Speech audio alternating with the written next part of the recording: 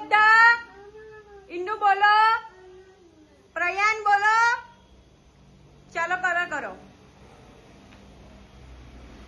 ટીશા કરો કલર બેટા.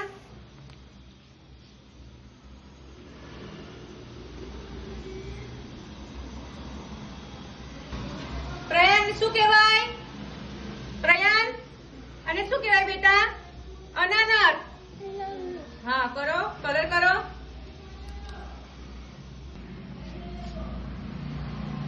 ઇન્દુ શું કહેવાય બેટા ને? Very good. કરો કલર કરો, અંદર કલર કરો.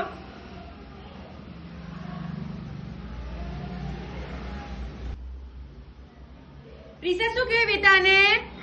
અનાનસ. બોલો. હા વેરી ગુડ. કરો કલર કરો, કલર કરો.